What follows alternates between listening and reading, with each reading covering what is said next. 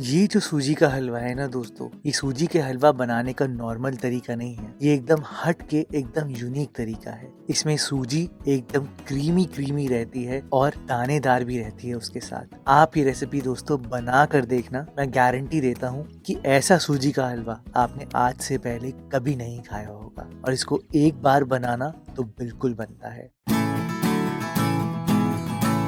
Hello दोस्तों, मैं हूं भरत। आपका स्वागत है भरत किचन हिंदी में। तो फिर देर किस बात की, चलो फिर शुरू करते हैं।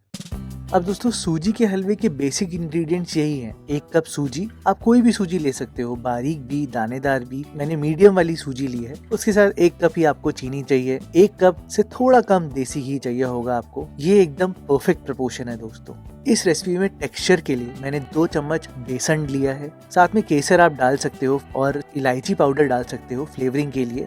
3 कप आपको पानी चाहिए होगा और बचे हुए ड्राई फ्रूट्स ऑप्शनल है। इस रेसिपी में जो सबसे हटके इंग्रेडिएंट है ना दोस्तों, वो है ये दोस्तों 1 कप दूध। ऐसा मैं इसलिए कह रहा हूँ दोस्तों, क्योंकि जो सूजी है उसको हम यहाँ पर दूध में भिगाएंगे। आप सूजी को बोल में डालना और उसमें दूध डालना। ये दूध गर्म नहीं होना चाहिए दोस्तों, ठंडा भी चलेगा, रूम टेम्परेचर पे भी चलेगा, पर गर्म नहीं होना चाहिए। और अगर फुल क्रीम दूध हो तो बहुत ही क्रीमी टेस्ट आएगा।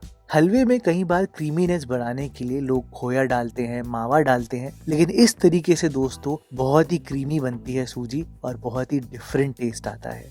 आप यहाँ पर आधे घंटे के लिए सूजी को भीगने देना। जब तक आप पानी में जो 3 कप पानी है उसमें केसर डाल देना। अगर आप केसर का यूज कर रहे हो, केसर भी भीग जाएगी।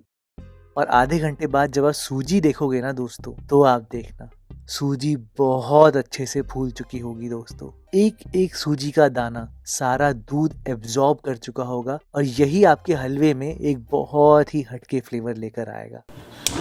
अब सीधा ही गैस पर चलते हैं। गैस में सबसे पहले आप 1 से 2 चम्मच देसी घी डालना और पहले ड्राई फ्रूट्स को रोस्ट कर लेना। मैंने यहाँ पर काजू, पिस्ता, बादाम लिए हैं, उनको पहले रोस्ट किया है। जैसे उनमें कलर आया उनको निकाल लिया और फिर बाद में मैंने यहाँ पर किशमिश को रोस्ट किया है अलग से।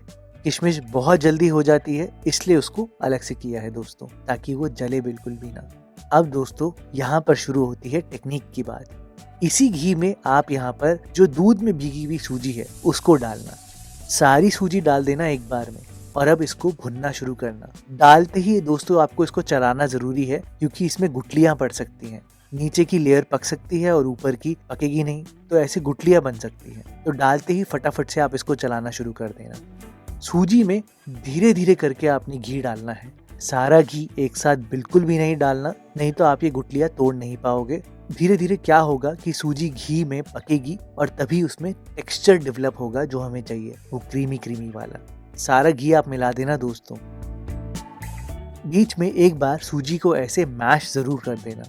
इससे क्या होगा कि अगर कोई भी गुठली रहती है या कुछ भी बड़े दाने रहते हैं सूजी के, वो भी बिल्कुल मिल जाएंगे और हलवा एकदम इवन, एकदम परफेक्ट बनेगा। बस दोस्तों, लास्ट चम्मच मैंने घी का डाला है और अब आप देखो धीरे धीरे भुनते भुनते सूजी का टेक्सचर एकदम दानेदार हो जाएगा।